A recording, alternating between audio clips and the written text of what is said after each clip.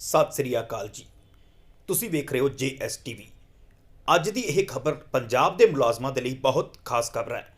ਅੱਜ ਦੀ ਇਸ ਖਬਰ ਦੇ ਵਿੱਚ ਅਸੀਂ ਤੁਹਾਨੂੰ ਦੱਸਾਂਗੇ ਕਿ ਪੰਜਾਬ ਦੇ ਮੁਲਾਜ਼ਮਾਂ ਦੇ ਹੱਕਾਂ ਦੇ ਲਈ ਪੰਜਾਬ ਯੂਟੀ ਮੁਲਾਜ਼ਮ ਪੈਨਸ਼ਨਰ ਤੇ ਸਾਂਝਾ ਫਰੰਟ ਵੱਲੋਂ ਇੱਕ ਅਹਿਮ ਫੈਸਲੇ ਲਏ ਗਏ ਹਨ।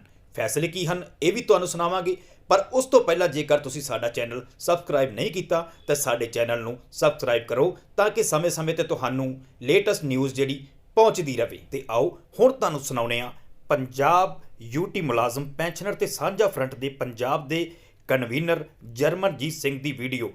ਉਹਦੇ ਵਿੱਚ ਉਹ ਦੱਸਣਗੇ ਕਿ ਪੰਜਾਬ ਦੇ ਮੁਲਾਜ਼ਮਾਂ ਲਈ ਕੀ ਫੈਸਲੇ ਕੀਤੇ ਗਏ ਹਨ। ਆਪ ਸਭ ਨੂੰ ਅਪੀਲ ਹੈ ਕਿ ਵੀਡੀਓ ਨੂੰ ਅੰਤ ਤੱਕ ਜ਼ਰੂਰ ਦੇਖਿਓ। ਸਾਥੀਓ, ਮੈਂ ਜਰਮਨਜੀਤ ਸਿੰਘ ਪੰਜਾਬ ਯੂਟੀ ਮੁਲਾਜ਼ਮ ਤੇ ਪੈਨਸ਼ਨਰ ਸਾਂਝੇ ਫਰੰਟ ਦਾ ਸੂਬਾ ਕਨਵੀਨਰ ਅੱਜ ਤੁਹਾਡੇ ਨਾਲ ਸਾਂਝੇ ਫਰੰਟ ਦੀ 19 ਦਸੰਬਰ ਦੀ ਜਿਹੜੀ ਖਰੜ ਰੈਲੀ ਹੈ ਉਹਦੇ ਸੰਬੰਧੀ ਕੁਝ ਵਿਚਾਰ ਚਰਚਾ ਕਰਨ ਲਈ ਲਾਈਵ ਹੋ ਰਿਹਾ ਹੈ। ਮੈਨੂੰ ਆਸ ਹੈ ਕਿ ਪੰਜਾਬ ਦੇ ਵੱਖ-ਵੱਖ ਵਿਭਾਗਾਂ ਦੇ ਮੁਲਾਜ਼ਮ, ਅਧਿਆਪਕ, ਪੈਨਸ਼ਨਰ ਤੇ ਹੋਰ ਸਾਰੇ ਜਿੰਨੇ ਵੀ ਸਾਥੀ ਕੱਚੇ ਨੇ ਜਾਂ ਕੰਟਰੈਕਟ ਤੇ ਨੇ ਜਾਂ ਮਾਣ ਭੱਤੇ ਤੇ ਕੰਮ ਕਰਨ ਵਾਲੀਆਂ ਸਾਡੀਆਂ ਭੈਣਾਂ ਨੇ, ਉਹ ਸਾਰੇ ਇਸ ਲਾਈਵ ਦੇ ਵਿੱਚ ਜਿਹੜੇ ਉਹ ਸ਼ਾਮਲ ਹੋਣਗੇ। ਆਪਣੇ ਕੁਝ ਸੁਝਾਅ ਜਿਹੜੇ ਹੈ ਉਹ ਵੀ ਲਗਾਤਾਰ ਜਿਹੜੇ ਹੈ ਉਹ ਸਾਂਝੇ ਕਰਨਗੇ ਤੇ ਨਾਲ 19 ਦਸੰਬਰ ਦੀ ਜਿਹੜੀ ਰੈਲੀ ਹੈ ਉਹਦੇ ਸੰਬੰਧੀ ਆਪਾਂ ਆਪਣਾ ਕਿਵੇਂ ਯੋਗਦਾਨ ਪਾ ਸਕਦੇ ਹਾਂ, ਵੱਡੇ ਰੂਪ ਦੇ ਅੰਦਰ ਉਸ ਰੈਲੀ ਨੂੰ ਕਿਵੇਂ ਕਾਮਯਾਬ ਕਰ ਸਕਦੇ ਹਾਂ ਤੇ ਉਹਦੇ ਅੰਦਰ ਜਿਹੜਾ ਉਹ ਮਦਦ ਵੀ ਕਰਨਗੇ। ਸਾਥੀਓ, ਜਿਵੇਂ ਆਪਾਂ ਸਾਰਿਆਂ ਨੂੰ ਇਹ ਪਤਾ ਹੈ ਕਿ ਆਰਥਿਕ ਸੁਧਾਰਾਂ ਦਾ ਜਿਹੜਾ ਦੌਰ 1991 ਤੋਂ ਸ਼ੁਰੂ ਹੋਇਆ ਸੀ, ਗੈਟ ਸਮਝੌਤੇ ਦੇ ਰਾਹੀਂ, ਉਹਦੀ ਡਿਟੇਲ ਦੇ ਵਿੱਚ ਜਾਣ ਦੀ ਲੋੜ ਨਹੀਂ ਹੈ। ਆਰਥਿਕ ਸੁਧਾਰਾਂ ਦੇ ਦੌਰ ਦਾ ਇਹ ਆਖਰੀ ਜਿਹੜਾ ਪੜਾਅ ਜਿਹੜਾ ਹੈ ਉਹ ਚੱਲ ਰਿਹਾ ਹੈ। ਇਸ ਕਰਕੇ ਇਹ ਪੜਾਅ ਬਹੁਤ ਤਿੱਖਾ ਹੈ ਤੇ ਆਪਣੇ ਆਪ ਦੇ ਅੰਦਰ ਇਹਦੇ ਵਿੱਚ ਸਾਡੇ ਘੋਲਾਂ ਦਾ ਇੱਕ ਬਹੁਤ ਵੱਡਾ ਮਹੱਤਵ ਹੈ। 2021 ਦਾ ਜਿਹੜਾ ਵਰ੍ਹਾ ਹੈ, ਕਿਉਂਕਿ ਕਰੋਨਾ ਕਾਲ ਤੋਂ ਬਾਅਦ ਜਿਹੜਾ ਦੁਨੀਆ ਦੇ ਅੰਦਰ ਇੱਕ ਡਰ ਦਾ ਮਾਹੌਲ ਪੈਦਾ ਕੀਤਾ ਗਿਆ ਸੀ ਕਾਰਪੋਰੇਟਾਂ ਦੀਆਂ, ਸਰਕਾਰਾਂ ਵੱਲੋਂ, ਕਾਰਪੋਰੇਟਾਂ ਵੱਲੋਂ, ਤੇ ਹਰ ਉਹ ਜਿਹੜੇ ਲੋਕ ਜਿਹੜੇ ਕਾਰਪੋਰੇਟਾਂ ਵਾਂਗ ਉਹਨਾਂ ਦੀ ਜਿਹੜੀ ਅਗਵਾਈ ਦੇ ਅਨੁਸਾਰ ਇੱਕ ਨਵਾਂ ਸੰਸਾਰ ਬਣਾਉਣਾ ਚਾਹੁੰਦੇ ਆ, ਜਿਹੜਾ ਸੰਸਾਰ ਬਿਲਕੁਲ ਇੱਕ ਤਰ੍ਹਾਂ ਦੇ ਗੁਲਾਮਾਂ ਨਾਲ ਭਰਪੂਰ ਸੰਸਾਰ ਹੋਏਗਾ ਤੇ ਕਾਰਪੋਰੇਟਾਂ ਦੀ ਜਿਹੜੇ ਅੰਦਰ ਦਾ ਪੂਰੀ ਤਰ੍ਹਾਂ ਦਾਦਾਗਿਰੀ ਹੋਏਗੀ। ਉਹਦੇ ਵਿਰੁੱਧ ਆਪਣੇ ਦੇਸ਼ ਦੇ ਅੰਦਰ, ਭਾਰਤ ਦੇ ਅੰਦਰ ਤੇ ਵਿਸ਼ੇਸ਼ ਕਰਕੇ ਜਿਹੜਾ ਸਾਡੇ ਵਾਲਾ ਖਿੱਤਾ ਹੈ ਪੰਜਾਬ, ਇਹਦੇ ਅੰਦਰ ਵੱਡੀਆਂ ਮੁਹਿੰਮਾਂ ਦੀ ਲਾਮਬੰਦੀ ਜਿਹੜੀ ਹੈ, ਇਹਦੇ ਬਾਵਜੂਦ ਵੀ ਕਿ ਕਰੋਨਾ ਦਾ ਡਰ ਦਿਖਾਇਆ ਗਿਆ, ਲੋਕਾਂ ਨੇ ਵੱਡੀਆਂ ਲਾਮਬੰਦੀਆਂ ਕੀਤੀਆਂ ਹੈ। ਸੰਯੁਕਤ ਕਿਸਾਨ ਮੋਰਚੇ ਦੀ ਅਗਵਾਈ 'ਚ ਚੱਲਿਆ ਕਿਸਾਨ ਕੋਲ, ਜਿਹੜਾ ਇਹਦੇ ਵਿੱਚੋਂ ਆਪਣੇ ਪਹਿਲੇ ਪੜਾਅ 'ਚੋਂ ਜੇਤੂ ਹੋ ਕੇ ਨਿਕਲਿਆ ਹੈ, ਉਹ ਘੋਲ ਸਾਡੇ ਸਾਹਮਣੇ ਰਾਹ ਦਸੇਰਾ ਹੈਗਾ ਹੈ। ਅਸੀਂ ਚਾਹੁੰਦੇ ਹਾਂ ਕਿ ਇਹ ਜਿਹੜਾ ਸੰਯੁਕਤ ਕਿਸਾਨ ਮੋਰਚੇ ਨੇ ਵੱਡਾ ਘੋਲ ਲੜਿਆ ਹੈ, ਉਹ ਘੋਲ ਦਾ ਇੱਕ ਪਾਸਾ ਸੀਗਾ। ਇਹਦੇ ਨਾਲੋਂ ਕਈ ਗੁਣਾ ਵੱਡੇ ਘੋਲਾਂ ਨੇ ਅਜੇ ਆਪਣੇ ਦੇਸ਼ ਦੇ ਅੰਦਰ ਜਿਹੜੀ ਹੈ ਉਹ ਦਸਤਕ ਦੇਣੀ ਹੈ। ਇਹਦੇ ਤੋਂ ਵੱਡੀ ਗਿਣਤੀ ਦੇ ਵਿੱਚ ਲੋਕਾਂ ਨੇ ਸ਼ਮੂਲੀਅਤ ਆਪਣੀ ਸ਼ਮੂਲੀਅਤ ਕਰਨੀ ਹੈ ਤੇ ਉਹਦੇ ਵਿੱਚ ਮੁਲਾਜ਼ਮਾਂ ਦਾ, ਪੈਨਸ਼ਨਰਾਂ ਦਾ ਤੇ ਉਹ ਵਰਗ ਜਿਹੜਾ ਜਥੇਬੰਦ ਖੇਤਰ ਦੇ ਨਾਲ ਜੁੜਿਆ ਹੋਇਆ ਹੈ, ਸਰਕਾਰੀ, ਅਰਧ ਸਰਕਾਰੀ ਬੋਰਡਾਂ, ਕਾਰਪੋਰੇਸ਼ਨਾਂ ਦੇ ਖੇਤਰ ਨਾਲ ਜੁੜਿਆ ਹੋਇਆ ਹੈ, ਜਿਹੜਾ ਵੈਸੇ ਆਪਣੇ ਆਪ ਦੇ ਅੰਦਰ ਪੂਰੇ ਦੇਸ਼ ਦਾ ਜਿਹੜਾ ਟੋਟਲ ਖੇਤਰ ਹੈਗਾ ਹੈ ਉਹਦਾ ਕੇਵਲ 7% ਲੋਕ ਜਿਹੜੇ ਆ ਉਹ ਕਿਸੇ ਨਾ ਕਿਸੇ ਸਰਕਾਰੀ, ਅਰਧ ਸਰਕਾਰੀ ਬੋਰਡ, ਕਾਰਪੋਰੇਸ਼ਨ ਜਾਂ ਸਹਿਕਾਰੀ ਅਦਾਰਿਆਂ ਦੇ ਵਿੱਚ ਕੰਮ ਕਰਦੇ ਆ ਤੇ ਉਹ ਜਥੇਬੰਦ ਖੇਤਰ ਹੈਗਾ ਹੈ।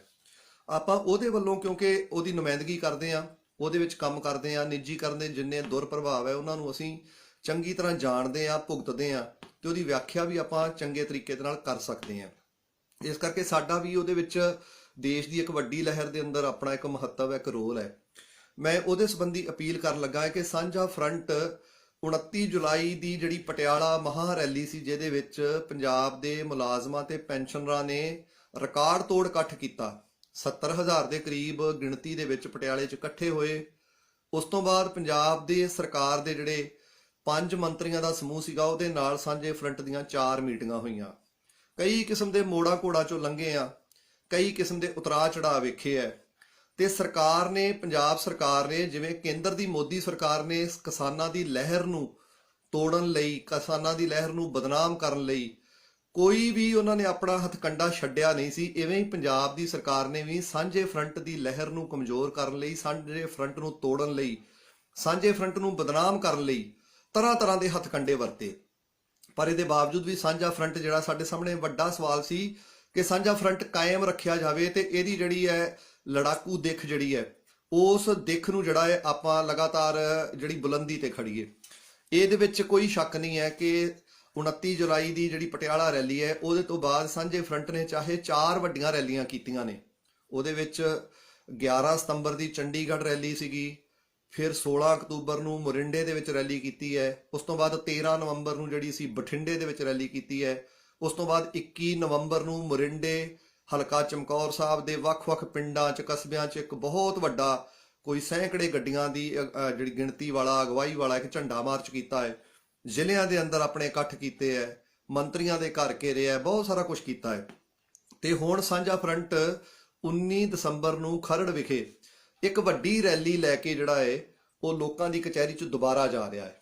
ਤੇ ਇਸ ਵਾਰ ਅਸੀਂ ਸਮਝਦੇ ਹਾਂ ਕਿ ਇਹ 19 ਦਸੰਬਰ ਦੀ ਰੈਲੀ ਪਟਿਆਲੇ ਦੀ ਰੈਲੀ ਦਾ ਜੇ ਦੁਹਰਾਅ ਬਣ ਜਾਵੇ, ਜੇ ਆਪਾਂ ਪਟਿਆਲੇ ਦੀ ਰੈਲੀ ਵਾਂਗ ਇਹਨੂੰ ਚੈਲੰਜ ਮੰਨ ਕੇ ਚੱਲ ਜਾਈਏ ਤਾਂ ਆਪਾਂ ਪੰਜਾਬ ਦੀ ਸਰਕਾਰ ਨੂੰ ਜਿਹੜਾ ਬੈਕਫੁੱਟ ਤੇ ਕਰ ਸਕਦੇ ਹਾਂ। ਪੰਜਾਬ ਦੀ ਸਰਕਾਰ, ਚੰਨੀ ਸਰਕਾਰ, ਤੁਸੀਂ ਇਹਦੇ ਬਾਰੇ ਮੁਲਾਜ਼ਮ, ਪੈਨਸ਼ਨਰ ਜਾਂ ਕੱਚੇ ਮੁਲਾਜ਼ਮ, ਕੱਚੇ ਵਰਕਰ, ਕੰਟਰੈਕਟ ਵਾਲੇ, ਠੇਕੇ ਵਾਲੇ, ਮਾਣ ਪੱਤੇ ਵਾਲੇ, ਬੇਰੁਜ਼ਗਾਰ, ਸਾਰੇ ਇੱਕ ਗੱਲ ਨੂੰ ਆਪਾਂ ਸਮਝ ਲਈਏ ਕਿ ਚੰਨੀ ਸਰਕਾਰ ਕੈਪਟਨ ਸਰਕਾਰ ਦੇ ਨਾਲੋਂ ਕਿਸੇ ਵੀ ਕੰਮ ਦੇ ਅੰਦਰ ਭਿੰਨ ਨਹੀਂ ਹੈਗੀ। ਇਹ ਈਵਨ ਚੰਨੀ ਸਰਕਾਰ, ਮੈਂ ਤੇ ਇਹ ਸਮਝਦਾ ਹੈ ਕਿ ਜਿਹੜਾ ਉਹਨਾਂ ਨੇ ਇੱਕ ਗਪੌੜ ਸੰਖ ਤਿਆਰ ਕੀਤਾ ਹੋਇਆ ਹੈ ਚੰਨੀ ਸਾਹਿਬ ਦੇ ਰੂਪ 'ਚ, ਉਹ ਦੇਸ਼ ਦੇ ਪ੍ਰਧਾਨ ਮੰਤਰੀ ਦੇ ਨਾਲੋਂ ਵੀ ਕੋਈ ਵੱਖਰਾ ਨਹੀਂ ਹੈਗਾ। ਇਹ ਸਾਰੇ ਜਿਹੜੇ ਇੱਕ ਹੀ ਸਿੱਕੇ ਦੇ, ਖੋਟੇ ਸਿੱਕੇ ਦੇ ਬਦਲ ਕੇ ਜਿਹੜੇ ਪਾਸੇ ਆਏ, ਇਹ ਬਦਲਵੇਂ ਪਾਸੇ ਆਏ ਇੱਕ ਖੋਟੇ ਸਿੱਕੇ ਦੇ। ਇਸ ਕਰਕੇ ਇਹਨਾਂ ਨੂੰ ਸਮਝਣ ਦੀ ਲੋੜ ਹੈ। ਐਲਾਨ ਤੇ ਐਲਾਨ, ਐਲਾਨ ਤੇ ਐਲਾਨ, ਤੇ ਨਤੀਜਾ ਕੁਝ ਵੀ ਨਹੀਂ, ਨਤੀਜਾ ਸਿਫਰ। ਤੇ ਸਾਂਝੇ ਫਰੰਟ ਨੇ ਆਪਣੀਆਂ ਵੱਖ-ਵੱਖ ਮੀਟਿੰਗਾਂ ਦੇ ਅੰਦਰ ਇਹ ਮਹਿਸੂਸ ਕੀਤਾ ਹੈ ਕਿ ਚੰਨੀ ਸਰਕਾਰ ਉਸ ਸਮੇਂ, ਤੁਸੀਂ ਦੇਖੋ ਇਹ ਉਹ ਸਮਾਂ ਹੈ ਚੋਣਾਂ ਦਾ ਸਮਾਂ, ਜਦੋਂ ਸਾਹਮਣੇ ਬਰੂਹਾਂ ਤੇ ਚੋਣਾਂ ਖੜੀਆਂ ਹੈ, 2022 ਦੀ ਵਿਧਾਨ ਸਭਾ ਦੀਆਂ ਚੋਣਾਂ ਖੜੀਆਂ ਹੈ। ਇਹ ਸਮੇਂ ਦੇ ਅੰਦਰ ਕੋਈ ਵੀ ਸਰਕਾਰ, ਕੋਈ ਵੀ ਪਾਰਟੀ ਹਰ ਕਦਮ ਫੂਕ ਕੇ ਰੱਖਦੀ ਹੈ, ਪਰ ਤੁਸੀਂ ਨੀਤੀਆਂ ਦਾ ਪ੍ਰਭਾਵ ਵੇਖੋ। 1991 ਦੀਆਂ ਜਿਹੜੀਆਂ ਨੀਤੀਆਂ ਸੀ, ਨਵੀਆਂ ਆਰਥਿਕ ਨੀਤੀਆਂ, ਉਹਨਾਂ ਦਾ ਪ੍ਰਭਾਵ ਦੇਖੋ ਕਿ ਚੰਨੀ ਸਰਕਾਰ ਚੋਣਾਂ ਦੇ ਬਰੂਹਾਂ ਤੇ ਬੈਠੀ ਹੈ ਤੇ ਉਹਦੇ ਵਿੱਚ ਪੱਤਰ ਜਾਰੀ ਹੋ ਰਹੇ ਨੇ ਕਿ ਮੁਲਾਜ਼ਮਾਂ ਦਾ 5% ਪੇਂਡੂ ਖੇਤਰ ਦਾ ਭੱਤਾ ਬੰਦ ਕੀਤਾ ਜਾਂਦਾ ਹੈ। ਪੇਂਡੂ ਖੇਤਰ ਦਾ ਭੱਤਾ ਜਿਹੜਾ ਸੀ ਇਹ 1996 ਚ ਚੌਥੇ ਪੇ ਕਮਿਸ਼ਨ ਨੇ ਦਿੱਤਾ ਸੀ। ਇਹ ਸੋਚ ਸਮਝ ਕੇ ਮਿਲਿਆ ਭੱਤਾ ਸੀਗਾ। ਮੰਗ ਸੀਗੀ ਮੁਲਾਜ਼ਮ ਜਥੇਬੰਦੀਆਂ ਦੀ, ਚਰੋਕਣੀ ਮੰਗ ਸੀ ਬਈ ਸ਼ਹਿਰਾਂ ਵੱਲ ਮਾਈਗ੍ਰੇਸ਼ਨ ਨੂੰ ਰੋਕਣ ਲਈ, ਪਿੰਡਾਂ ਦੇ ਅੰਦਰ ਮੁਲਾਜ਼ਮਾਂ ਦੇ ਠਹਿਰਾਓ ਨੂੰ ਯਕੀਨੀ ਬਣਾਉਣ ਲਈ, ਤਾਂ ਕਿ ਪਿੰਡਾਂ ਦੇ ਮੁਲਾਜ਼ਮ ਆਪਣੇ ਆਪ ਨੂੰ ਹੀਣਾ ਮਹਿਸੂਸ ਨਾ ਕਰਨ, ਆਪਣੇ ਆਪ ਨੂੰ ਹੇਠਲੇ ਦਰਜੇ ਦੇ ਮਹਿਸੂਸ ਨਾ ਕਰਨ। ਉਹਨਾਂ ਨੂੰ ਇੱਕ ਭੱਤਾ ਦਿੱਤਾ ਸੀ ਜਿਹੜਾ ਪਹਿਲਾਂ 6% ਸੀ ਤੇ ਹੁਣ 6ਵੇਂ ਤਨਖਾਹ ਕਮਿਸ਼ਨ 'ਚ 5% ਹੈ। ਇਸ ਸਰਕਾਰ ਨੇ ਉਹਦੇ ਉੱਤੇ ਰੋਕ ਲਾਈ ਹੈ। ਤੁਸੀਂ ਇਹਦੇ ਨਾਲ ਇੱਥੇ ਹੀ ਨਹੀਂ, ਇਹਨਾਂ ਨੇ 1 ਜਨਵਰੀ 2016 ਤੋਂ ਬਾਅਦ ਜਿੰਨੇ ਵੀ ਲੋਕ ਭਰਤੀ ਹੋਏ ਨੇ, ਜਿੰਨੇ ਵੀ ਸਾਡੇ ਨੌਜਵਾਨ ਭੈਣਾਂ ਸਾਡੀਆਂ, ਸਾਡੇ ਵੀਰ, ਸਾਡੇ ਸਾਥੀ ਭਰਤੀ ਹੋਏ ਨੇ, ਸਾਡੇ ਬੱਚੇ ਭਰਤੀ ਹੋਏ ਨੇ, ਉਹਨਾਂ ਸਾਰਿਆਂ ਨੂੰ ਇਹਨਾਂ ਨੇ ਜਿਹੜਾ ਸੀ 3 ਸਾਲ ਦਾ ਪ੍ਰੋਬੇਸ਼ਨ ਪੀਰੀਅਡ, ਉਹਦੇ ਉੱਪਰ ਜਿਹੜਾ ਹੈ ਇਹਨਾਂ ਨੇ ਚਿੱਠੀ ਕੱਢ ਦਿੱਤੀ ਵੀ ਉਹਨਾਂ ਨੂੰ ਉਹਦੇ ਉੱਤੇ ਕੁਝ ਮਿਲੇਗਾ ਨਹੀਂ, ਉਹਨਾਂ ਨੂੰ ਕੋਈ ਗੁਣਾਂਕ ਨਹੀਂ ਮਿਲੇਗਾ, ਨਾ 259 ਦਾ, ਨਾ 225 ਦਾ, ਨਾ ਕੋਈ ਉਹਦੇ ਉੱਤੇ 15%, ਕੁਝ ਨਹੀਂ। ਬੜੀ ਸਾਫ਼ ਚਿੱਠੀ ਕੱਢੀ ਹੈ। ਤੇ ਇਹਦੇ ਨਾਲ ਹੋਰ ਕਈ ਕਿਸਮ ਦੀਆਂ ACP ਦੇਖੋ ਚਿੱਠੀ ਕੱਢਣੀ ਪੈ ਗਈ ਇਹਨਾਂ ਨੂੰ, ਤੇ ਇਹਨਾਂ ਨੇ ਸਰਕਾਰ ਦਾ ਮਨਸ਼ਾ ਜ਼ਾਹਰ ਕਰ ਦਿੱਤਾ ਹੈ ਵੀ ACP ਵੀ ਨਹੀਂ ਦੇਣੀ ਉਹਦੇ ਤੋਂ ਬਾਅਦ, 30/6/2021 ਤੋਂ ਬਾਅਦ। ਇਹ ਤੇ ਚੋਣਾਂ ਤੋਂ ਪਹਿਲਾਂ ਦੀਆਂ ਚਿੱਠੀਆਂ ਨੇ। ਹੁਣ ਜਰਾ ਇਹਨੂੰ ਆਧਾਰ ਮੰਨ ਕੇ, ਇਹਨੂੰ ਬੇਸ ਮੰਨ ਕੇ ਆਪਾਂ ਅੰਦਾਜ਼ਾ ਕਰੀਏ ਕਿ ਜਦੋਂ ਮਾਰਚ ਦੇ ਅੰਦਰ ਇਹ ਸਰਕਾਰ ਸਹੁੰ ਚੁੱਕ ਲਵੇਗੀ, ਨਵੀਂ ਵਿਧਾਨ ਸਭਾ ਦੀ ਕੋਈ ਵੀ ਸਰਕਾਰ, ਕਿਸੇ ਵੀ ਤਰ੍ਹਾਂ ਦੀ ਸਰਕਾਰ ਆਵੇ, ਉਹ ਜਦੋਂ ਸਹੁੰ ਚੁੱਕ ਲਵੇਗੀ ਉਹਦੇ ਕੋਲ ਪੂਰਾ 5 ਸਾਲ ਦਾ ਸਮਾਂ ਹੋਏਗਾ, ਤਾਂ ਉਹ ਸਰਕਾਰ ਅਪ੍ਰੈਲ 2022 ਦੇ ਅੰਦਰ ਜਿਹੜੀਆਂ ਚਿੱਠੀਆਂ ਹੋਣਗੀਆਂ ਉਹ ਕਿਸ ਕਿਸਮ ਦੀਆਂ ਹੋਣਗੀਆਂ। ਉਹ ਖਤਰਾ ਕਿੰਨਾ ਵੱਡਾ ਹੈ ਸਾਡੇ ਸਾਹਮਣੇ। ਜਿਹੜੀ ਸਰਕਾਰ ਚੋਣਾਂ ਤੋਂ ਪਹਿਲਾਂ ਚਿੱਠੀ ਕਰਨ ਲੱਗਿਆ ਸ਼ਰਮ ਮਹਿਸੂਸ ਨਹੀਂ ਕਰਦੀ, ਉਹਨੂੰ ਕਿਸੇ ਕਿਸਮ ਦੀ ਡਰ ਭਾਉ ਨਹੀਂ ਹੈ, ਤਾਂ ਆਪਾਂ ਨੂੰ ਇਹਦੇ ਬਾਰੇ ਵਿਚਾਰ ਕਰਨੀ ਪਏਗੀ। ਇਹ ਸਾਰੀਆਂ ਚਿੱਠੀਆਂ ਜਿਹੜੀਆਂ ਹੈ, ਇਹ ਮੈਂ ਸਮਝਦਾ ਕਿ ਇਹ ਲੋਕ ਵਿਰੋਧੀ ਨੇ, ਇਹ ਮੁਲਾਜ਼ਮ ਵਿਰੋਧੀ ਨੇ, ਇਹ ਜਿਹੜਾ ਇਹਨਾਂ ਦਾ ਲੋਕਤੰਤਰ ਵਿਰੋਧੀ ਨੇ। ਹੁਣ ਜਿਹੜੀ ਚਿੱਠੀ ਇਹ ਦੇਖੋ ਕੱਢ ਰਹੇ ਨੇ ਬਈ 1/1/16 ਤੋਂ ਬਾਅਦ ਵਾਲੇ ਜਿੰਨੇ ਮੁਲਾਜ਼ਮ ਨੇ ਉਹਨਾਂ ਨੂੰ ਉਹਨਾਂ ਦੀ ਜਿਹੜੀ ਪ੍ਰੋਬੇਸ਼ਨ ਤੇ 3 ਸਾਲ ਦੀ ਇੱਕ ਨਿਗੂਣੀ ਤਨਖਾਹ ਸੀ, 51-78 ਅਧਿਆਪਕਾਂ ਨੂੰ ਜਿਵੇਂ 6000 ਰੁਪਇਆ ਮਿਲਿਆ, ਕਿਸੇ ਮੁਲਾਜ਼ਮ ਨੂੰ 800 ਰੁਪਇਆ ਦਿੰਦੇ ਸੀ, ਕਿਸੇ ਨੂੰ 10,300 ਰੁਪਇਆ ਦਿੰਦੇ ਸੀ, ਇਹ ਉਹਨੂੰ ਮਲਟੀਪਲਾਈ ਨਹੀਂ ਕਰਨਗੇ 2.25 ਦੇ ਨਾਲ। ਪਰ ਛੇਵਾਂ ਤਨਖਾਹ ਕਮਿਸ਼ਨ ਕੀ ਕਹਿੰਦਾ ਹੈ? ਛੇਵੇਂ ਤਨਖਾਹ ਕਮਿਸ਼ਨ ਦਾ ਜਿਹੜੀ ਰਿਪੋਰਟ ਹੈ, ਜਾਂ ਜਿਹੜਾ ਵਿੱਤ ਵਿਭਾਗ ਪੰਜਾਬ ਨੇ 5 ਜੁਲਾਈ 2021 ਨੂੰ ਆਪਣਾ ਨੋਟੀਫਿਕੇਸ਼ਨ ਕੀਤਾ ਹੈ, ਉਹ ਨੋਟੀਫਿਕੇਸ਼ਨ ਕਹਿੰਦਾ ਦੇ ਅਨੁਸਾਰ ਪ੍ਰੋਬੇਸ਼ਨ ਵਾਲਿਆਂ ਦੀ ਜਿਹੜੀ ਪ੍ਰੋਬੇਸ਼ਨ ਦੀ ਤਨਖਾਹ ਹੈਗੀ, ਉਹਨਾਂ ਦੀ ਜਿਹੜੀ ਬੇਸਿਕ ਸੈਲਰੀ ਉਹਨਾਂ ਨੇ ਲਈ ਹੈ, ਪੇ ਬੈਂਡ ਜਿਹੜਾ ਲੋਅਰ ਪੇ ਬੈਂਡ ਉਹਨਾਂ ਨੇ ਲਿਆ ਹੈ, ਉਹਦੇ ਉੱਤੇ 2.25 ਦੇ ਨਾਲ ਗੁਣਾ ਹੋਣੀ ਹੈ।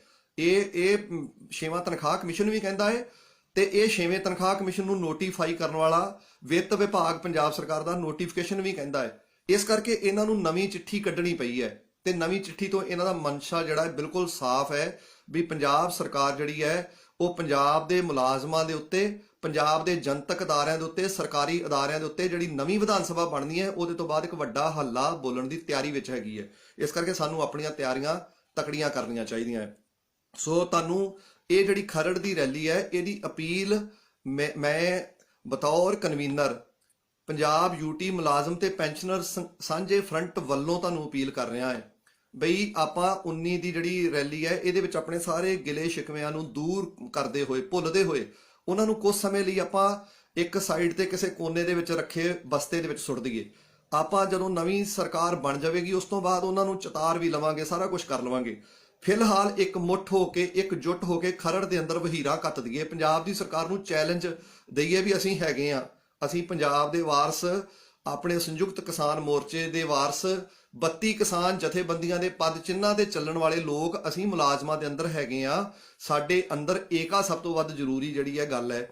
ਏਕੇ ਤੋਂ ਬਗੈਰ ਦੁਨੀਆ ਦੀ ਕੋਈ ਤਾਕਤ ਜਿਹੜੀ ਹੈ ਜਿਹੜੀ ਹੈ, ਏਕੇ ਤੋਂ ਬਗੈਰ ਆਪਾਂ ਦੁਨੀਆ ਦੀ ਕੋਈ ਲੜਾਈ ਨਹੀਂ ਜਿੱਤ ਸਕਦੇ। ਏਕਾ ਹੀ ਸਾਡੀ ਸਭ ਤੋਂ ਵੱਡੀ ਤਾਕਤ ਹੈ, ਏਕਾ ਹੀ ਸਾਡਾ ਸਭ ਤੋਂ ਵੱਡਾ ਨਿਸ਼ਠਾ ਹੈ। ਇਸ ਕਰਕੇ ਸਾਡੀ ਜਿਹੜੀ ਇਹ ਅਪੀਲ ਹੈ ਸਾਂਝੇ ਫਰੰਟ ਵੱਲੋਂ, ਬਈ ਆਪਾਂ ਸਭ ਤੋਂ ਪਹਿਲਾਂ ਤੇ ਇਹ ਕੰਮ ਨੂੰ ਕਰੀਏ। ਦੂਜਾ ਇਹ ਸਮਝੀਏ ਕਿ ਜਿਹੜੀ ਚੰਨੀ ਸਰਕਾਰ ਹੈ, ਚੰਨੀ ਸਰਕਾਰ ਇਤਿਹਾਸ ਦੀਆਂ ਸਭ ਬਿਮਾਰ ਸਰਕਾਰਾਂ ਚੋਂ ਇੱਕ ਬਿਮਾਰ ਸਰਕਾਰ ਹੈ। ਇਹ ਮਾਨਸਿਕ ਤੌਰ ਤੇ ਬਿਮਾਰਾਂ ਦੀ ਸਰਕਾਰ ਹੈਗੀ ਹੈ। ਇਹ ਇੰਨੇ ਬਿਮਾਰ ਹੋ ਗਏ ਆ ਕਿ ਇਹ ਸਾਮਰਾਜੀਆਂ ਦੀਆਂ ਤੇ ਕਾਰਪੋਰੇਟਾਂ ਦੀਆਂ ਕਠਪੁਤਲੀਆਂ ਵੀ ਇਹਨਾਂ ਨਾਲੋਂ ਚੰਗੀਆਂ ਹੁੰਦੀਆਂ ਹੈ। ਇਹ ਕਠਪੁਤਲੀਆਂ ਦਾ ਵੀ ਭੱਦੇ ਤੋਂ ਭੱਦਾ ਰੂਪ ਹੈ ਕਿ ਇਹ ਇੰਨੇ ਨਿੱਘਰ ਜਾਣਾ, ਇੰਨੇ ਉਹਨਾਂ ਦੇ ਸਾਹਮਣੇ ਜਿਹੜੇ ਗੋਡੇ ਟੇਕ ਦੇਣੇ, ਬਈ ਉਹਨਾਂ ਦੇ ਇੱਕ ਇੱਕ ਗੱਲ ਨੂੰ ਇਹ ਪੁਗਾ ਰਿਹਾ। ਇਹਨਾਂ ਦੇ ਅੰਦਰ ਕਿਸੇ ਕਿਸਮ ਦੀ ਸਰਕਾਰ ਚਲਾਉਣ ਦੀ ਕਾਬਲੀਅਤ ਮੁੱਖ ਮੰਤਰੀ ਤੋਂ ਲੈ ਕੇ ਇਹਨਾਂ ਦੇ ਕਿਸੇ ਮੰਤਰੀ ਦੇ ਅੰਦਰ ਕੋਈ ਕਾਬਲੀਅਤ ਨਹੀਂ ਹੈ। ਇਹਨਾਂ ਦਾ ਵਿੱਤ ਮੰਤਰੀ ਤੁਹਾਡੇ ਸਾਹਮਣੇ ਹੈ। ਵਿੱਤ ਮੰਤਰੀ, ਜਿਸ ਵਿੱਤ ਮੰਤਰੀ ਨੂੰ ਪੰਜਾਬ ਦੇ ਲੋਕ ਪੀਪਾ ਮੰਤਰੀ ਕਹਿੰਦੇ ਹੋਣ, ਜਿਸ ਮੁੱਖ ਮੰਤਰੀ ਨੂੰ ਪੰਜਾਬ ਦੇ ਲੋਕ ਐਲਾਨ ਮੰਤਰੀ ਕਹਿੰਦੇ ਹੋਣ, ਜਿਨ੍ਹਾਂ ਦੇ ਦੂਸਰੇ ਮੰਤਰੀਆਂ ਨੂੰ, ਵਿਧਾਇਕਾਂ ਨੂੰ ਪੰਜਾਬ ਦੇ ਲੋਕ ਸ਼ਰੇਆਮ ਸੋਸ਼ਲ ਮੀਡੀਆ ਦੇ ਰਾਹੀਂ, ਆਪਸੀ ਸੱਥਾਂ ਦੇ ਰਾਹੀਂ ਇਹਨਾਂ ਦੇ ਉੱਤੇ ਕਮੈਂਟ ਕੱਸਦੇ ਹੋਣ, ਤੰਜ਼ ਕੱਸਦੇ ਹੋਣ, ਜਿਹੜੇ ਮੰਤਰੀ ਲੋਕਾਂ ਦੀ ਗੱਲ ਕਰਨ ਲਈ ਚੰਨੀ ਕਰਦਾ ਮਸਲੇ ਹੱਲ ਤੇ ਬੇਰੁਜ਼ਗਾਰਾਂ ਨੂੰ ਕੁਟਾਪਾ ਚਾੜਦੇ ਹੋਣ, ਉਹਨਾਂ ਨੂੰ ਗੱਡੀਆਂ ਦੇ ਵਿੱਚ ਬਿਠਾ ਕੇ ਇਹਨਾਂ ਦੇ ਜਿਹੜੇ ਚਹੇਤੇ ਡੀਐਸਪੀ ਉਹ ਕੁੱਟਦੇ ਹੋਣ, ਡਾਂਗ ਫੇਰਦੇ ਹੋਣ, ਕੁੜੀਆਂ ਨੂੰ ਗਾਲਾਂ ਕੱਢਦੇ ਹੋਣ, ਉਹਨਾਂ ਦੀਆਂ ਪੱਗਾਂ ਨੌਜਵਾਨਾਂ ਦੀਆਂ ਉਤਾਰਦੇ ਹੋਣ, ਇਹੋ ਜੀ ਸਰਕਾਰ ਦੇ ਕੋਲੋਂ ਆਪਾਂ ਕੋਈ ਚੰਗੇ ਭਵਿੱਖ ਦੀ ਆਸ ਨਹੀਂ ਕਰ ਸਕਦੇ। ਇਸ ਕਰਕੇ ਸਾਂਝੇ ਫਰੰਟ ਦੀ ਜਿਹੜੀ ਆਸ ਤੁਹਾਡੇ ਤੇ ਹੈ, ਤੇ ਤੁਹਾਨੂੰ ਬੇਨਤੀ ਹੈ ਕਿ ਕਿਰਪਾ ਕਰਕੇ ਜਿਹੜੀ ਸਾਂਝੇ ਫਰੰਟ ਦੀ ਰੈਲੀ ਹੈ ਇਹ ਹੁਣ ਭੁੱਲ ਜਾਈਏ।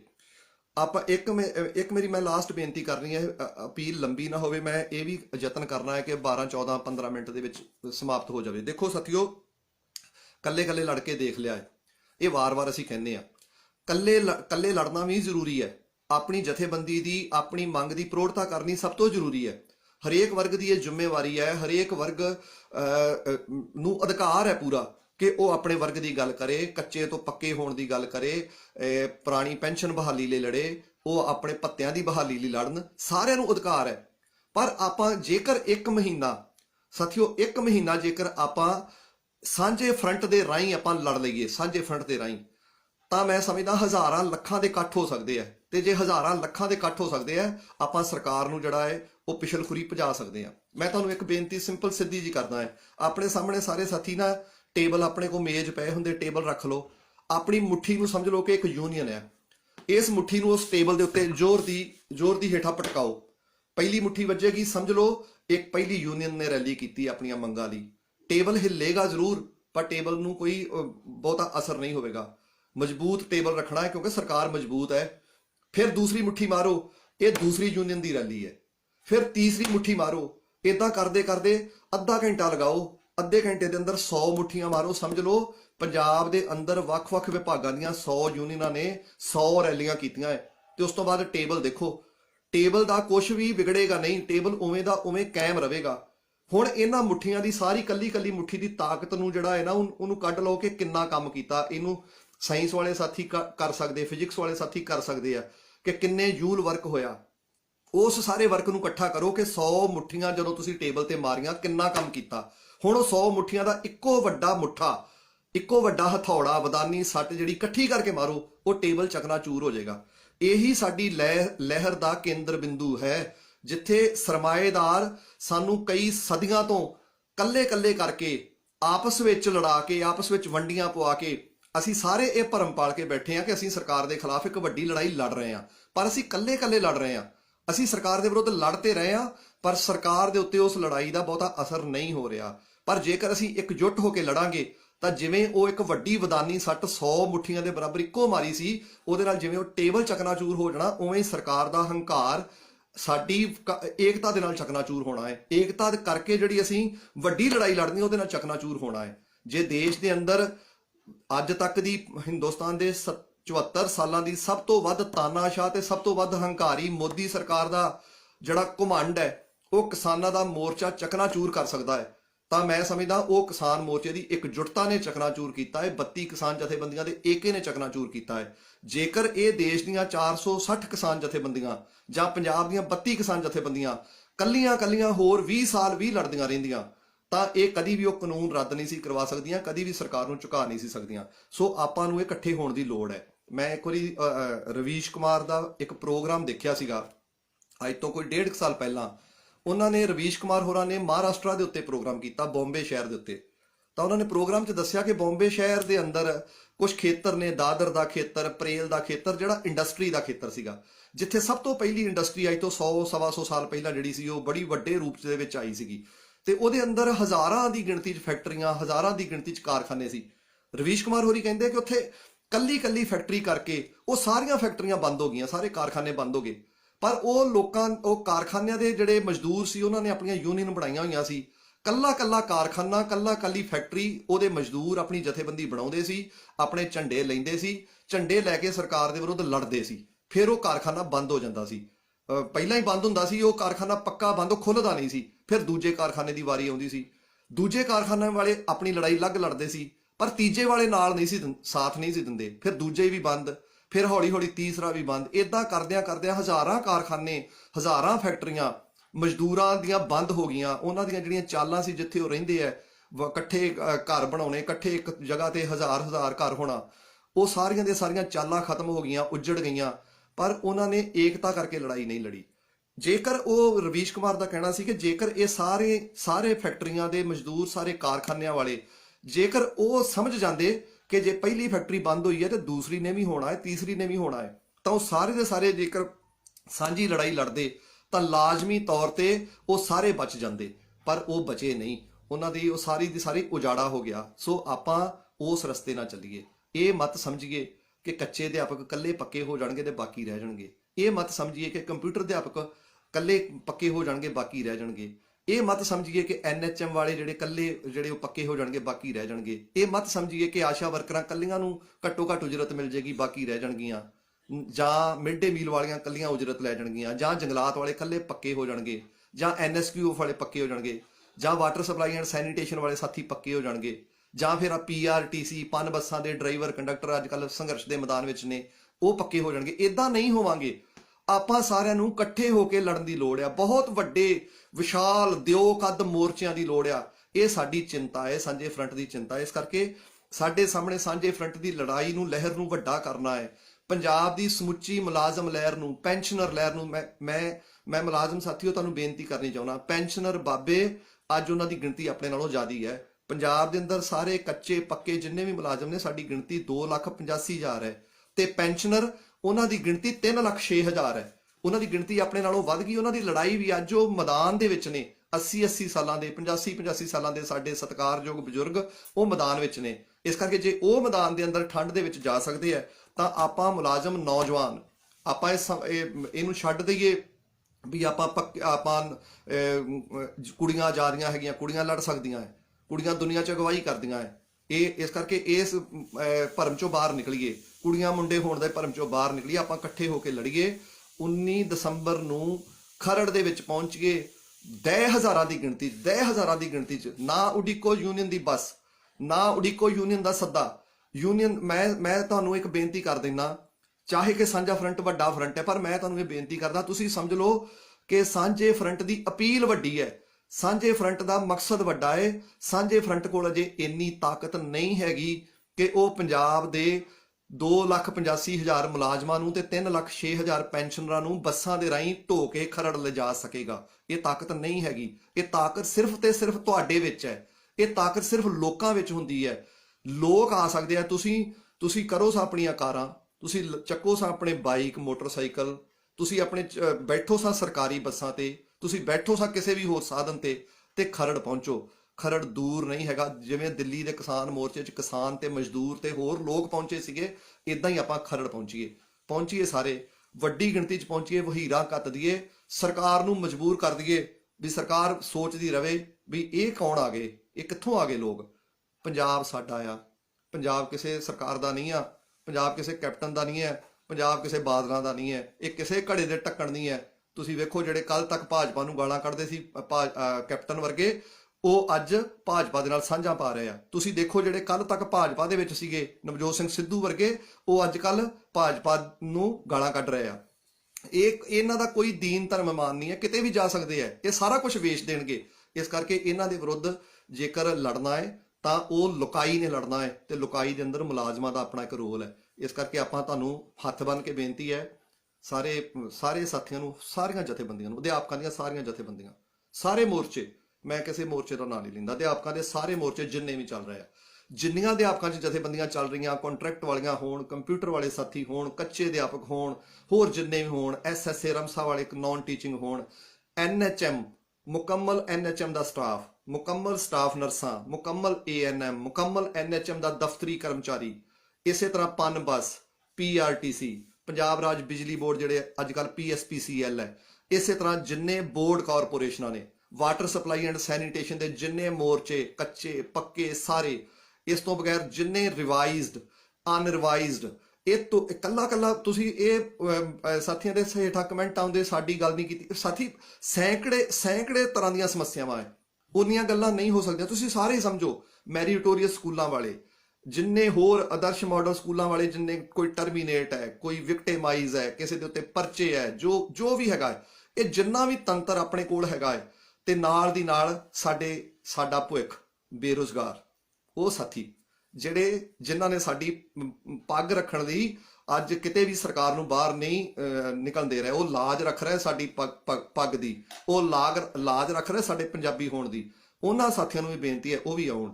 ਅੱਜ ਆਪਾਂ ਸਾਰੇ ਲੋਕ ਜਿਹੜੇ ਸਰਕਾਰੀ ਅਦਾਰਿਆਂ ਨੂੰ ਬਚਾਉਣਾ ਚਾਹੁੰਦੇ ਆ, ਆਪਾਂ ਇੱਕ ਮੰਚ ਤੇ ਆਈਏ।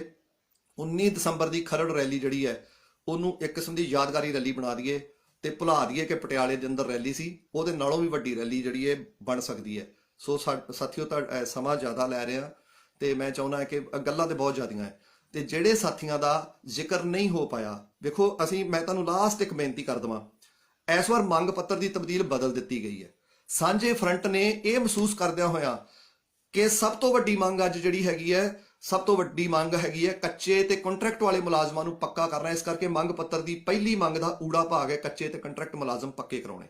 ਸਾਂਝੇ ਫਰੰਟ ਦੀ ਪਹਿਲੀ ਮੰਗ ਦਾ ਐੜਾ ਭਾਗ ਹੈ ਮਾਣ ਭੱਤੇ ਤੇ ਕੰਮ ਕਰਨ ਵਾਲੀਆਂ ਮਿਡ ਡੇ ਮੀਲ, ਆਸ਼ਾ, ਆਂਗਨਵਾੜੀ, ਉਹਨਾਂ ਲਈ ਘੱਟੋ ਘੱਟ ਉਜਰਤਾਂ ਦਿਵਾਉਣੀਆਂ। ਮੰਗ ਪੱਤਰ ਦੀ ਦੂਜੀ ਮੰਗ ਹੈਗੀ ਹੈ NPS ਰੱਦ ਕਰਾਉਣਾ ਤੇ ਪੁਰਾਣੀ ਪੈਨਸ਼ਨ ਸਕੀਮ ਬਹਾਲ ਕਰਾਉਣੀ। ਮੰਗ ਪੱਤਰ ਦੀ ਤੀਜੀ ਮੰਗ ਹੈਗੀ ਹੈ ਪੇ ਕਮਿਸ਼ਨ ਦੇ ਦਸੰਬਰ 2011 ਦੇ ਸਿੱਕੇਲਾਂ ਨੂੰ ਬਰਕਰਾਰ ਰੱਖਦੇ ਹੋਏ 2.72 ਦਾ ਗੁਣਾਂਕ ਲੈਣਾ, ਪੈਨਸ਼ਨਰ ਸਾਥੀਆਂ ਲਈ 2.72 ਦਾ ਗੁਣਾਂਕ ਲੈਣਾ। ਜਿੰਨੇ ਪ੍ਰੋਬੇਸ਼ਨ ਵਾਲੇ ਹੈ ਉਹਨਾਂ ਦੀ ਪ੍ਰੋਬੇਸ਼ਨ ਤੇ ਜਿੰਨੀ ਬੇਸਿਕ ਹੈ ਉਹਦੇ ਵਿੱਚ ਗ੍ਰੇਡ ਪੇ ਜੋੜ ਕੇ ਉਹਨੂੰ 2.72 ਦੇ ਨਾਲ ਗੁਣਾ ਕਰਕੇ ਨਵੀਂ ਬੇਸਿਕ ਬਣਾਉਣੀ। 17 ਜੁਲਾਈ 2020 ਤੋਂ ਬਾਅਦ ਵਾਲੇ ਜਿੰਨੇ ਮੁਲਾਜ਼ਮ ਜਿਨ੍ਹਾਂ ਨੂੰ ਇਹਨਾਂ ਨੇ ਪੇ ਕਮਿਸ਼ਨ ਦੇ ਘੇਰੇ ਤੋਂ ਬਾਹਰ ਕੱਢਿਆ ਹੋਇਆ ਹੈ, ਉਹਨਾਂ ਨੂੰ ਪੇ ਕਮਿਸ਼ਨ ਦੇ 6ਵੇਂ ਪੇ ਕਮਿਸ਼ਨ ਦੇ ਘੇਰੇ 'ਚ ਲਿਆਉਣਾ। ਅਨਰਿਵਾਈਜ਼ਡ ਸਾਥੀ, ਪਾਰਸ਼ਲੀ ਰਿਵਾਈਜ਼ ਸਾਥੀ ਜਿਨ੍ਹਾਂ ਦਾ ਨੁਕਸਾਨ ਕੀਤਾ 2011 ਵਿੱਚ, ਉਹਨਾਂ ਸਾਰਿਆਂ ਨੂੰ ਉੱਚਤਮ ਗੁਣਾਂਕ ਦੇ ਕੇ 2011 ਦੇ ਨੁਕਸਾਨ ਦੀ ਭਰਪਾਈ ਜਿਹੜੀ ਹੈ ਉਹ ਕਰਵਾਉਣੀ। ਇਸ ਤੋਂ ਬਗੈਰ ਜਿਹੜੇ ਕੈਸ਼ਲੈਸ ਹੈਲਥ ਸਕੀਮ ਇਲਾਜ ਕਰਾਉਣ ਲਈ ਉਹਨੂੰ ਲਿਆਉਣਾ। ਇਸ ਤੋਂ ਬਗੈਰ ਹੋਰ ਬਹੁਤ ਸਾਰੀਆਂ ਮੰਗਾਂ, 200 ਰੁਪਏ ਦਾ ਡਿਵੈਲਪਮੈਂਟ ਟੈਕਸ ਹੈ। ਇਸ ਤੋਂ ਬਗੈਰ ਬਹੁਤ ਸਾਰੇ ਸਾਥੀ ਜਿਨ੍ਹਾਂ ਨੂੰ ODL ਦੇ ਨਾਂ ਤੇ ਰੈਗੂਲਰ ਨਹੀਂ ਕਰ ਰਹੇ, ਬਹੁਤ ਸਾਰੇ ਉਹ ਸਾਥੀ ਜਿਨ੍ਹਾਂ ਨੂੰ ਇਹਨਾਂ ਨੇ ਵੱਖ-ਵੱਖ ਵਿਭਾਗਾਂ ਦੇ ਅੰਦਰ ਬਹੁਤ ਸਾਰੇ ਨਿੱਕੇ-ਨਿੱਕੇ ਕੇਸਾਂ ਦੇ ਵਿੱਚ ਉਲਝਾ ਕੇ ਉਹਨਾਂ ਦੇ ਅਪਾਇੰਟਮੈਂਟਾਂ ਰੋਕੀਆਂ ਹੋਈਆਂ ਹੈ, ਤੇ ਇਦਾਂ ਦੀਆਂ ਬਹੁਤ ਸਾਰੀਆਂ ਮੰਗਾਂ ਬਹੁਤ ਸਾਰੀਆਂ ਰਹਿ ਗਈਆਂ ਹੋਣਗੀਆਂ। ਇਸ ਲਾਈਵ ਦੇ ਅੰਦਰ ਸਾਰਾ ਕੁਝ ਸੰਭਵ ਨਹੀਂ ਹੈ। ਤੁਸੀਂ ਸਾਥੀ ਸਮਝੋ ਕਿ ਸਾਂਝੇ ਫਰੰਟ ਦੀ ਭਾਵਨਾ ਜਿਹੜੀ ਹੈ ਉਹ ਤੁਹਾਡੇ ਸੰਘਰਸ਼ਾਂ ਨੂੰ ਜਿਹੜਾ ਹੈ ਉਹਦੇ ਨਾਲ ਕਦਮ ਤਾਲ ਕਰਕੇ ਚੱਲਣਾ ਹੈ, ਕਿ ਸਾਂਝਾ ਫਰੰਟ ਕਿਸੇ ਨੂੰ ਰੋਕਦਾ ਨਹੀਂ ਹੈ, ਸੰਘਰਸ਼ ਕਰਨ ਤੋਂ ਰੋਕਦਾ ਨਹੀਂ ਹੈ, ਪਰ ਜਰਾ ਆਪਾਂ ਆਪਣੇ ਸੰਘਰਸ਼ਾਂ ਦੇ ਵਿੱਚੋਂ ਥੋੜਾ ਜਿਹਾ ਬਾਹਰ ਝਾਕ ਕੇ ਸਾਂਝੇ ਫਰੰਟ ਦੇ ਥੋੜੇ ਅਪੀਲਾਂ ਦੇ ਉੱਤੇ ਆਪਾਂ ਇਕੱਠੇ ਹੋ ਕੇ ਆ ਜਾਈਏ। ਆਪਣੇ ਸੰਘਰਸ਼ ਵੀ ਆਪਾਂ ਕਰਦੇ ਜਾਣਾ ਹੈ, ਪਰ ਸਾਂਝੇ ਫਰੰਟ ਦੀ ਅਪੀਲ ਨੂੰ ਮੰਨਦੇ ਹੋਏ ਤੁਹਾਨੂੰ ਬੇਨਤੀ ਹੈ ਸਾਂਝੇ ਫਰੰਟ ਦੇ ਸਮੂਹ ਕਨਵੀਨਰਾਂ ਵੱਲੋਂ, ਸਾਂਝੇ ਫਰੰਟ ਦੇ ਨਾਲ ਜੁੜੀਆਂ ਹੋਈਆਂ ਸਮੂਹ ਆਜ਼ਾਦ ਜਥੇਬੰਦੀਆਂ ਵੱਲੋਂ, ਕਿ 19 ਦਸੰਬਰ ਇੱਕੋ ਹੀ ਗੱਲ ਯਾਦ ਰੱਖਣੀ ਹੈ, 19 ਦਸੰਬਰ ਖਰੜ ਚੱਲੀਏ ਤੇ ਉੱਥੇ ਸੰਘਰਸ਼ਾਂ ਦਾ ਜਿਹੜਾ ਰਾਹ ਮੱਲੀਏ। ਵੱਡੇ ਵੱਡੇ ਸੰਘਰਸ਼ਾਂ ਦੀ ਲੋੜ ਹੈ। ਤੁਹਾਡਾ ਸਾਰੇ ਸਾਥੀਆਂ ਦਾ, ਸਭ ਪੈਨਸ਼ਨਰ ਸਾਥੀਆਂ ਦਾ, ਬਜ਼ੁਰਗਾਂ ਦਾ, ਸਾਡੇ ਆਪਣੇ ਨੌਜਵਾਨ ਸਾਥੀਆਂ ਦਾ, ਸਾਡੀਆਂ ਭੈਣਾਂ ਦਾ, ਸਭ ਦਾ ਬਹੁਤ ਬਹੁਤ ਧੰਨਵਾਦ। ਤੇ ਸਾਰੇ ਇਸ ਆਸ ਦੇ ਵਿੱਚ ਕਿ ਤੁਸੀਂ 19 ਦਸੰਬਰ ਦੀ ਅਪੀਲ ਦਾ ਹੁੰਗਾਰਾ ਭਰੋਗੇ। ਬਹੁਤ ਬਹੁਤ ਧੰਨਵਾਦ।